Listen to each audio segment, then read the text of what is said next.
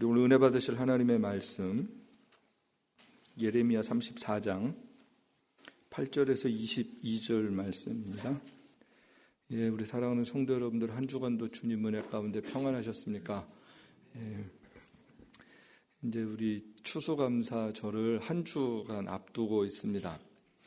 그래서 목사로서 또 한 사람의 그리스도인으로서 어떻게 감사를 준비해야 되나라는 생각을 이렇게 해보게 돼요. 또 우리 성도들이 어떻게 하면 진짜 하나님이 받으실 만한 그런 감사를 준비할 수 있을까 기도하게 됩니다. 정말 여러분 한번 생각해 보세요. 하나님이 받으실 만한 감사는 어떤 걸까라는 거예요. 내가 하나님 앞에 감사의 마음을 드리는데 어떻게 하는 것이 하나님이 받으실 만한 것인가라는 거죠. 하나님 전능하시잖아요. 하나님 창조주시잖아요. 그 하나님이 뭐가 아쉬우실까? 뭐가 부족하실까? 그래서 그 하나님, 그런 하나님이 받으실 수 있는 거는 뭘까라는 거예요.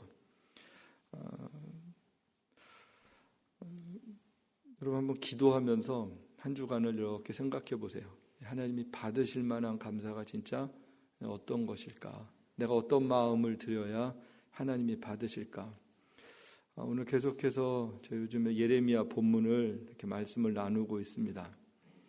예레미야 때는 시대적으로 이제 북쪽 이스라엘은 망했고 남쪽 유다도 점점 마지막 때입니다.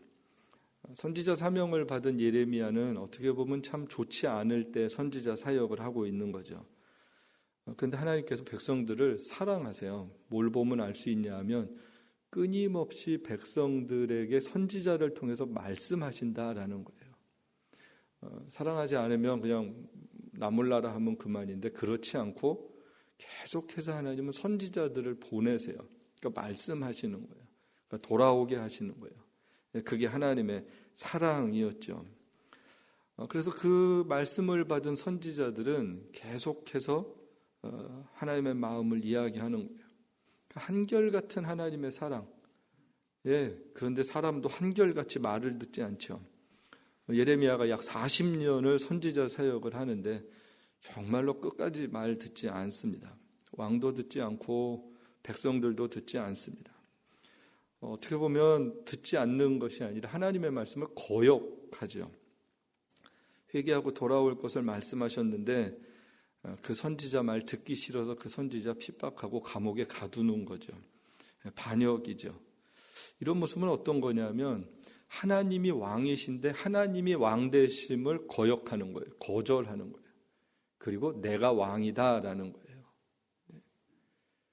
그 왕이 사람을 보내서 이야기를 하는데 그 사람을 감옥에 가두면 그 사람 감옥 가둔 거예요? 아니면 왕을 반역하는 거예요? 왕 반역하는 거죠. 하나님이 말씀하시는데 그 말씀을 전하는 사람의 이야기를 듣지 않을 뿐만 아니라 감옥에 보내는 선지자들은 다 귀찮은 존재가 돼버렸어요.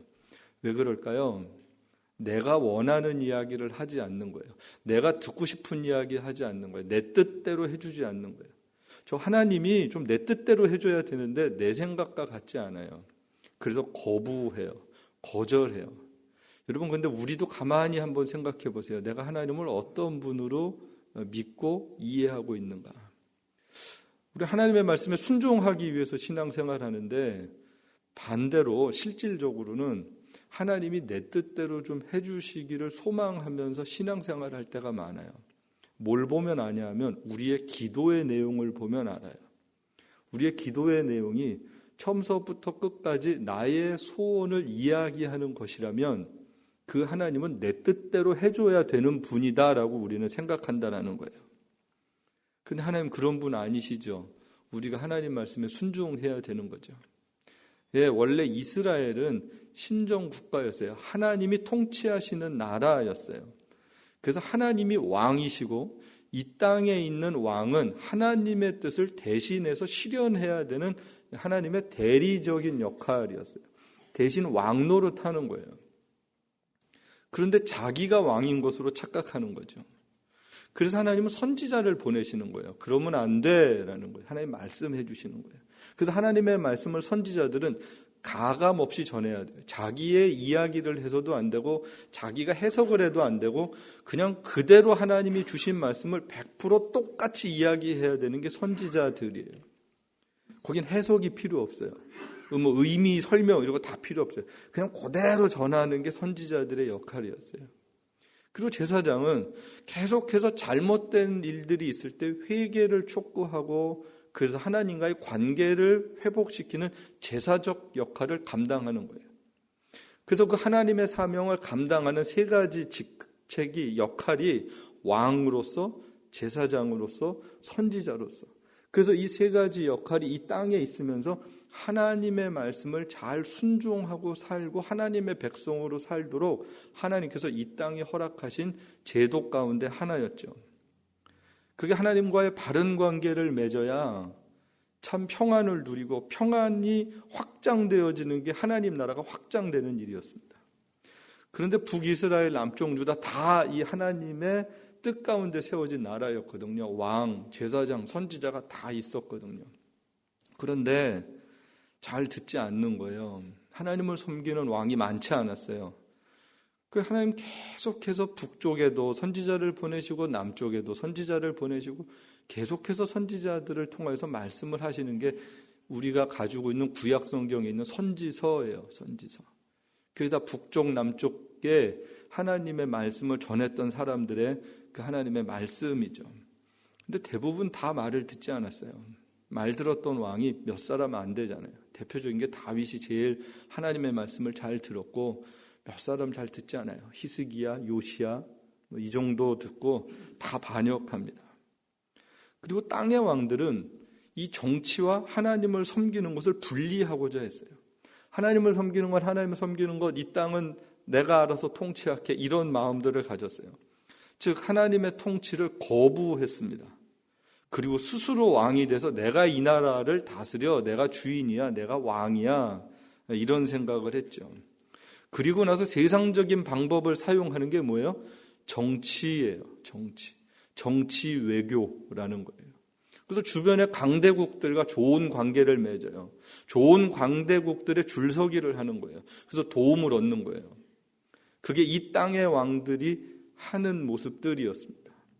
그런데 하나님은 그걸 원하시는 게 아니었죠. 하나님 한 분만을 왕으로 섬기면 하나님은 이 땅에 하나님의 나라를 그 하나님을 섬기는 백성들을 통해서 이루어 가시는 건데 그들이 그러지 않았다라는 거예요. 하나님 없이 최선을 다했어요. 근데 결과가 뭐예요? 늘 안타까운 결과가 나오는 거예요. 여러분, 최선을 다하는 게 중요한 게 아니고요. 하나님을 신뢰하는 게 가장 중요한 일입니다. 하나님 없이 열심을 낼 수 있어요. 하나님 없이 최선을 다할 수 있어요. 하나님 없이 최고의 지혜를 동원할 수 있어요. 전략을 짤 수 있어요. 근데 그게 다 허망한 일이에요. 하나님의 말씀에 순종하느냐 안 하느냐가 이스라엘이라는 국가가 존재할 수 있느냐 없느냐에 있어서 가장 중요한 것이었다라는 거죠. 그냥 하나님 잘 섬기면 되는데 사람들이 그렇게 하지 않습니다. 그러니까 어떤 결과가 와요? 하나님을 섬기면 되는데 하나님을 섬기지 않으니까 사람을 섬기게 돼요. 사람의 종이 됩니다. 부끄러움과 수치를 당하게 됩니다. 하나님을 섬기면 하나님은 우리를 노예처럼 채찍질하고 쇠사슬로 끌고 다니고 이러지 않으시잖아요. 근데 사람의 종이 되니까 어때요? 핍박을 당하는 거예요. 끌려가는 거예요. 쇠사슬에 끌려가고요. 매를 맞고요. 고생을 하고요. 고난을 당하고요. 예, 그럼에도 불구하고 사람들을 섬기는 하나님을 섬기지 않는 그래서 마지막 왕 이 시드기야가 정말로 끌려갈 때 비참하게 끌려갑니다. 눈이 뽑히고 그렇게 해서 끌려가는 거예요. 하나님을 섬기지 않고 땅의 왕을 섬겼더니 그런 결과가 나타났다라는 거죠. 안타깝죠. 그냥 하나님 잘 섬겼으면 되는데 왜 이 사람들이 그렇게 했을까? 왜 하나님을 섬기지 않고 사람을 섬겼을까? 그게 지금 이 예레미야 후반부에 나오는 이스라엘의 마지막 모습들이었습니다. 그런 가운데 오늘 본문 34장은 아주 굉장히 독특한 이야기 하나, 사건 하나를 소개를 해주고 있어요. 그 당시 배경을 보면 저희가 이제 바벨론이고요, 애굽이고요, 가운데 이스라엘이 있어요. 이스라엘 위쪽에 아시리아가 있었는데 지금의 시리아 지역인데 그 나라 다음에 바벨론이 일어나면서 이제 바벨론이랑 애굽이랑 강대국들이 이렇게 격돌을 하는데 격전지가 어디예요? 이스라엘을 지나야만 되는 거예요. 예, 시드기야 왕이 이전엔 남쪽 애굽의 도움을 받았습니다. 애굽이 좀 더 가깝잖아요. 그래서 애굽의 도움을 받고 막 그랬는데 바벨론이 강하게 일어나면서 힘을 잘 못 쓰게 되죠. 그래서 유다가 바벨론에게 정복을 당하고 바벨론이 세운 왕이 이제 시드기야예요. 잠시 여러분이 좀 복잡하지만 조금 이해를 하시면 요시야 왕까지가 하나님을 잘 섬겼던 그런 왕이고요. 그 다음에 이제 첫 번째 아들은 엘리야김인데 여호야김이라고 하고요. 차남이 여호아스라는 왕이에요.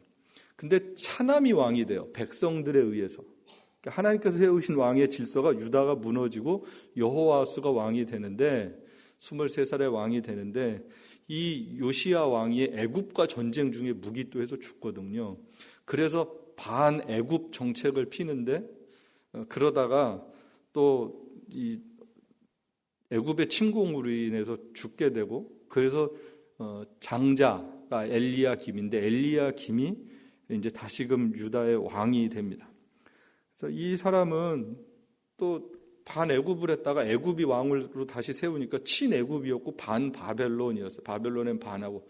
그런데 또 바벨론이 또 득세하고 일어나는 바람에 이 사람도 그만 바벨론 섬겨야 되고 그러다가 또 3년 동안 섬기다가 배신을 하죠. 배신을 하다가 바벨론이 침공해 오면서 다시 왕위가 없어지게 되고 그 아들 여호야긴이 됐다가 잠깐 3개월 하고는 다시 요시야의 셋째 아들 마띠디아가 이렇게 왕이 돼요. 그러니까 저 이야기를 보면 그 가운데 낀 이스라엘의 삶이 얼마나 복잡한지 알 수 있죠. 그러니까 왕들이 마음대로 세워지는 게 아니라 줄서 잘못했다가 왕들이 바뀌는 역사였어요. 그러니까 스스로의 주권 국가라고 할 수도 없는.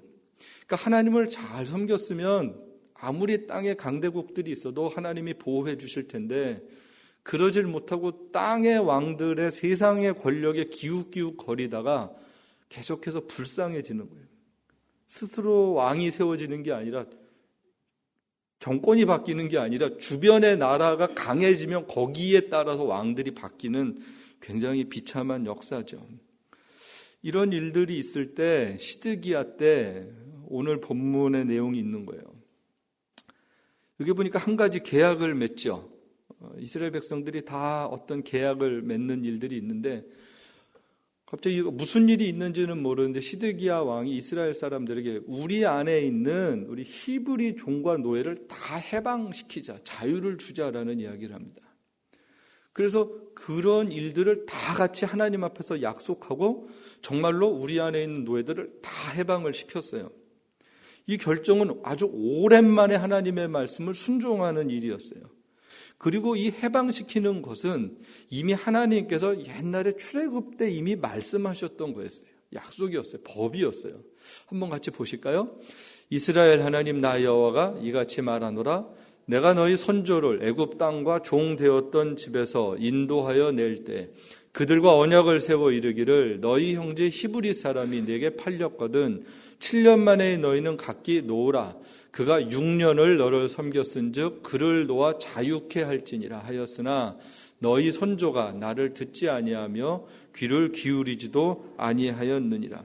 예, 이 노예를 해방시키는 것은 하나님의 중요한 구속의 원리였어요. 애굽에서 나오는 것이 해방이었죠. 애굽에서 애굽 사람들의 종 되었다가 하나님이 구원하셨어요. 그래서 자유를 얻게 됐다라는 거예요. 그래서 그것을 기억하면서 너희 안에 혹 종이 되어지는 일들이 있어도 6년 동안은 섬기지만 7년 때는 자유를 줘라라는 게 하나님의 말씀이었어요. 그럼 뭘 기억하는 거였어요? 나를 구원하신 하나님, 나를 자유케 하신 하나님, 나를 해방하신 하나님을 기억하는 그 하나님의 은혜를 기억하는 것 중에 하나가 내 집에 있는 노예를 7년째 해방시키는 일이었어요. 그것은 그냥 그 사람에게 좋은 일을 하는 게 아니라 나를 구원하신 하나님의 은혜를 기억하는 일이었습니다. 그리고 감사하는 표현이 그렇게 종을 해방시키는 거였어요. 그렇게 하나님의 구원, 자유 이런 평화를 나누고 사는 것, 그게 하나님의 백성들의 사명이었습니다. 그래서 하나님을 경외하는 것, 하나님을 예배하는 것이 무엇으로 나타나냐 하면 사람들을 존중하는 것으로 나타나는 거예요. 함께 나의 종으로 지금 어쩔 수 없이 있지만 무슨 연유가 돼서 이 사람이 경제적으로 어려워서 지금은 나의 집에서 종살이를 하지만 그도 누구다? 하나님의 백성이다라는 거예요. 그래서 그를 자유케 하는 것. 그게 하나님의 은혜를 입은 사람으로서 마땅히 가져야 되는 믿음의 또 하나의 태도였습니다. 그래서 우리의 신앙생활은 하나님을 대하여서도 나타나지만 이 세상을 살면서 사람들과의 관계, 특별히 연약한 사람들, 곤고한 사람들에게 어떻게 나타나느냐가 굉장히 중요한 믿음의 모습이었다라는 거죠. 그런데 이스라엘 유다 백성들이 그렇게 살지 못했어요. 내 욕심을 따라서 살다 보니까 남의 것 빼앗았고요. 그렇게 사는 게 익숙해졌고요. 그래서 노예들을 많이 가지고 있으면 그게 어떤 부와 권력의 상징이었을 거고요. 그리고 더 중요한 건 그래도 해방시켜야 되는데 하지 않았다라는 거죠.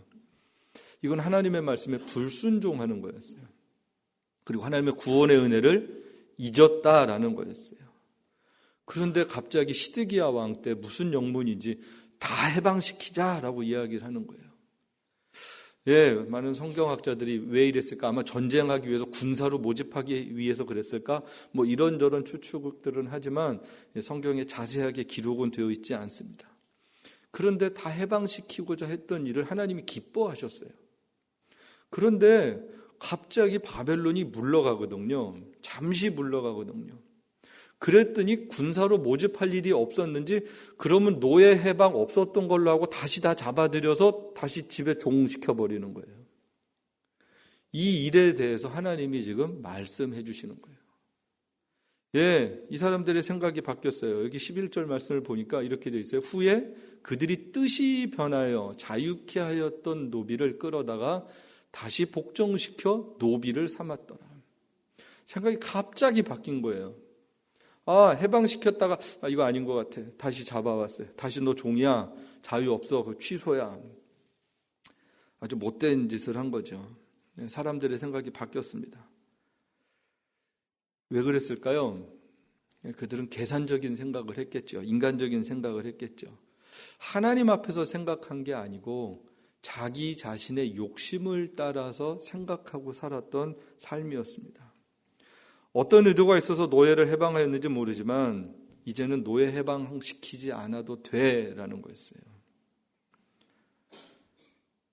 하나님의 말씀에 순종하고 살아야 될 사람들이 그 말씀에 순종하지 않았어요. 자신의 유익을 따라서 살았어요. 하나님이랑 전혀 상관없었어요.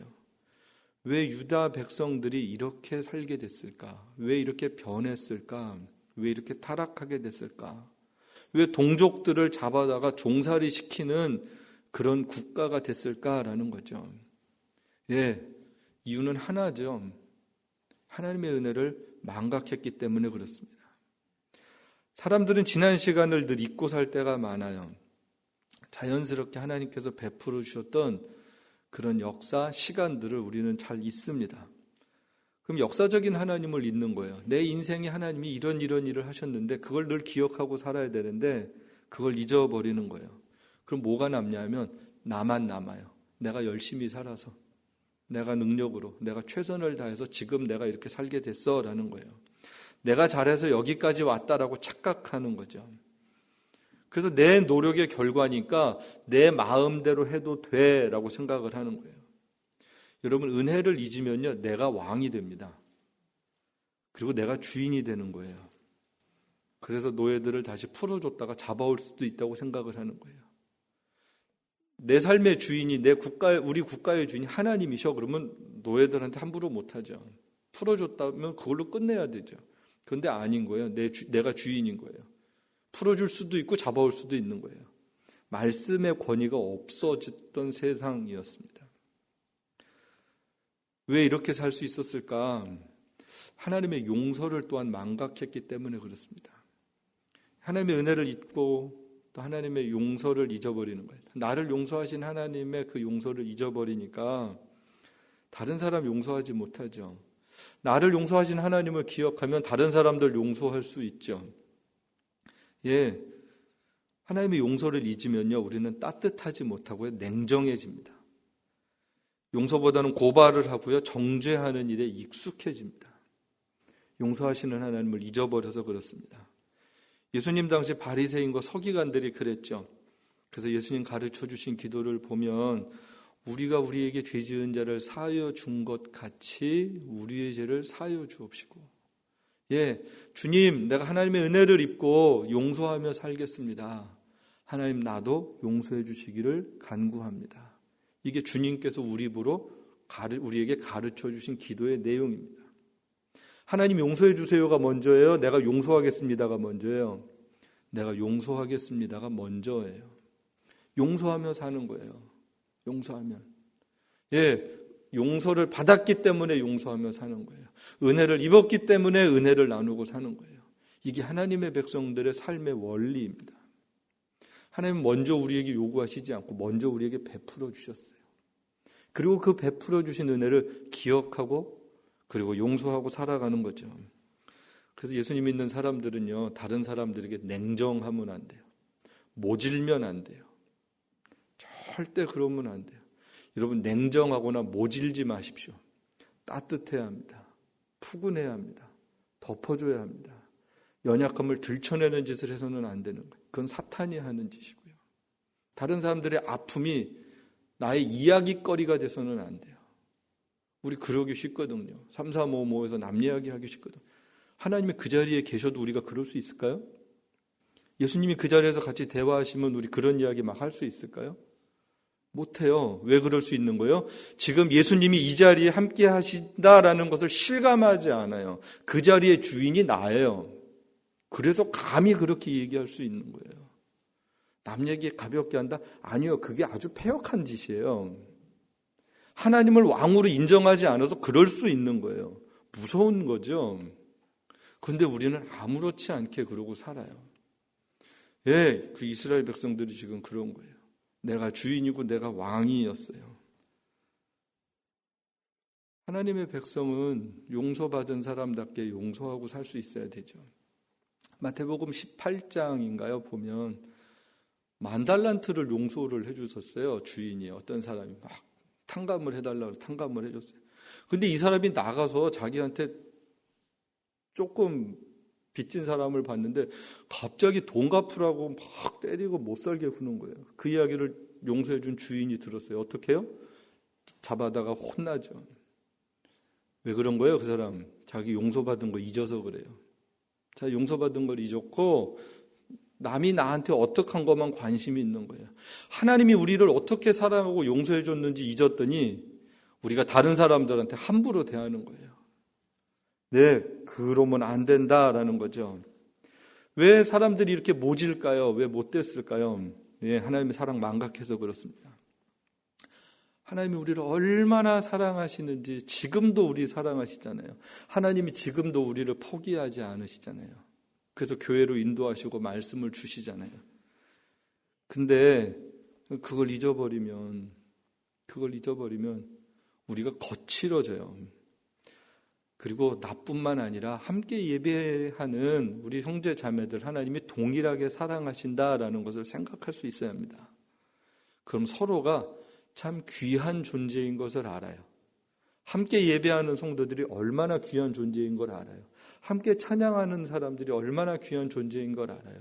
함께 가족된 것이 얼마나 소중한지를 알아요. 함께 만난 이 만남이 얼마나 아름다워야 하는지, 하나님이 얼마나 이 모임을 통해서 영광받길 원하시는지를 알면, 그러면 우리가 정말 아름다운 사랑을 나누면서 살 수 있죠. 그런데 하나님의 사랑을 망각하는 순간 모든 관계가 파괴됩니다. 자기 사랑만 남아있으면 갈등할 수밖에 없어요. 내가 사랑해야 될 사람이 아니라 저들이 나를 사랑해야 돼, 이렇게 생각을 하는 순간 다 힘들어지는 거예요. 오늘 제목이 은혜, 기억, 감사입니다. 은혜를 기억하고 감사해야 되는 거죠. 예, 일주일 남은 추수 감사주일 그냥 절기고 땡스기빙 휴가철이고 이런 생각이 아니라 한번 생각해 보는 거예요. 하나님께서 올해 내게 베풀어 주신 은혜가 어떤 것인가? 내가 감사해야 될 것들이 어떤 것인가? 늘 감사해야 되지만 이렇게 절기가 있어서 감사할 수 있는 그런 환경이 만들어진 것 또한 참 감사합니다. 그래서 매년 오는 추수감사절이 아니라 은혜를 기억하는 감사절 되기를 주님의 이름으로 축복하고요. 정말 하나님의 사랑을 곱씹으면서 한 주간을 한번 지내볼 수 있게 되었으면 좋겠습니다. 또 우리가 구역들이 같이 모여서 찬양을 해요. 그냥 뭐 하는 행사처럼 그럴 수 있었는데 그러지 마시고 구역 식구들끼리 뭐가 감사했는지 나누고 또 다른 구역들이랑 함께 잘 모르는 분들 만날 때 서로 알고 서로 이 사람은 어떻게 신앙생활 하는지 어떤 감사의 제목들이 있는지 서로 나누면서 의미 있는 감사의 찬양을 함께 올릴 수 있다면 하나님 정말 받으실 만한 찬양이 되리라고 확신을 합니다. 물질을 드리면서도 추수감사 헌금을 준비할 때 정말 하나님 감사합니다라는 감사의 제목들이 하나씩 하나씩 우리 마음에 새겨지고 그 마음에 새겨진 것들이 물질로 나타나면서 하나님의 아름다운 일들이 이 감사의 열매를 통하여서 이 땅 가운데 이루어지길 소망합니다. 감사가 흘러가길 소망합니다. 은혜가 흘러가길 소망합니다. 그런 믿음의 고백으로 헌금을 준비하는 거죠. 그래서 하나하나가 다 정성이 있어야 되는 거예요. 그래서 그게 다 하나님 받으실 만한 한 예물들이 되어야 하는 거죠. 특별히 제가 우리 성도들에게 부탁드리고 싶은 것은 젊은 우리 세대들, 자녀들에게 이 감사를 가르쳐 주셔야 돼요. 이 날이 무슨 날인지, 어떤 감사를 하나님 앞에 해야 되는지, 감사로 예배를 드리는 게 어떤 건지, 그래서 앉혀놓고 이야기하는 거예요. 뭐가 감사하니? 1년 동안 감사한 게 뭐니? 너는 그 감사를 하나님 앞에 어떻게 표현하고 싶니? 그들도 그들의 신앙 고백으로 감사할 수 있도록, 그들의 물질로 예물 드릴 수 있도록 그런 훈련들이 어려서부터 되지 아니하면 커서 되어지는 거 쉽지 않아요. 하나님을 예배하는 훈련, 하나님을 사랑하는 훈련, 하나님을 경외하는 훈련, 이게 어려서부터 주님 만나는 그날까지 지속적으로 우리에게 있어야 되는 거죠. 하나님의 은혜를 기억하면 우리의 삶은 자동적으로 감사의 삶으로 열매 맺게 될 것입니다. 하나님의 말씀, 하나님 용서해 주시고 사랑해 주시고 그것을 통해서 하나님 앞에 감사로 제사를 드리기를 주님이 원하세요. 전 우리 성도들이 그렇게 한 주간을 잘 준비하고 그래서 다음 주일에 정말 하나님이 받으실 만한 감사절의 예배 또 감사절의 찬양이 우리 모두에게 있게 되기를 주님의 이름으로 축복합니다.